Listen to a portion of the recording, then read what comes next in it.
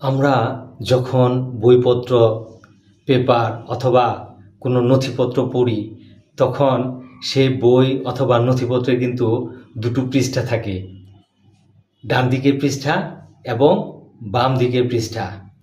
এই যে ডান দিকের পৃষ্ঠা এবং বাম দিকের পৃষ্ঠা, এই পৃষ্ঠাগুলো কিন্তু বিশেষ নাম রয়েছে। জি বন্ধুরা, গঙ্গা রিড থেকে আমি আছি আপনাদের সাথে।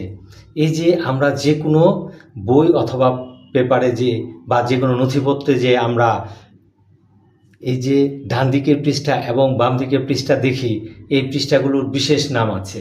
ডান দিকের যে পৃষ্ঠা, বইয়ের অথবা নথিপত্রের ডান দিকের যে পৃষ্ঠা, এই পৃষ্ঠার নাম হচ্ছে রেক্টো।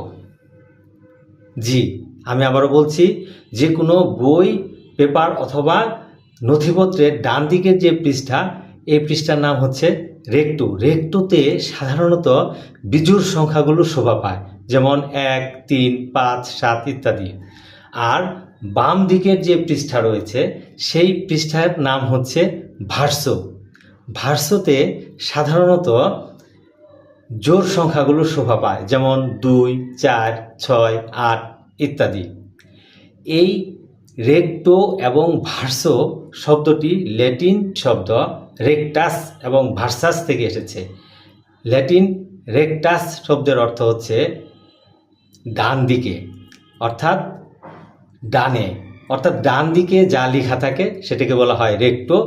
আর ভার্সাস, ল্যাটিন ভার্সাস শব্দের অর্থ হচ্ছে পেছনে, অর্থাৎ বাম দিকে, বাম দিকে যেটা লেখা থাকে সেটাকে বলা হচ্ছে ভার্সো। আসলে আগে সব কিছুই তো চামড়ার উপর লেখা হতো, যেহেতু চামড়ার বিষয়টা ছিল অনেক পাশ, সেই জন্য চামড়ার দুই পাশেই লেখা যেত। ওরা যেন লেখাটা বোঝা যায়, এটাকে চিহ্নিত করার জন্য ওরা পৃষ্ঠা দিত। সেই জন্য ওরা ডান দিকের পৃষ্ঠাকে বলতো রেক্টাস এবং বাম দিকের পৃষ্ঠাকে বলতো ভার্সাস। সেখান থেকেই ইংরেজিতে এটি আত্মীকরণ হয়েছে, রেক্টাস থেকে রেক্টো এবং ভার্সাস থেকে ভার্সো। অর্থাৎ রেক্টো হচ্ছে বইয়ের বা নথিপত্রের ডান দিকের পৃষ্ঠাগুলো বা পেপারের ডান দিকের পৃষ্ঠাগুলো, যেখানে 1, 3, 5 এই বিজোড় সংখ্যাগুলো শোভা পায়। এবং ভার্সো হচ্ছে বইয়ের অথবা যে কোনো নথিপত্রের বাম দিকের পৃষ্ঠাগুলো, যেখানে 2, 4, 6, 8 এই জোড় সংখ্যাগুলো শোভা পায়। ধন্যবাদ।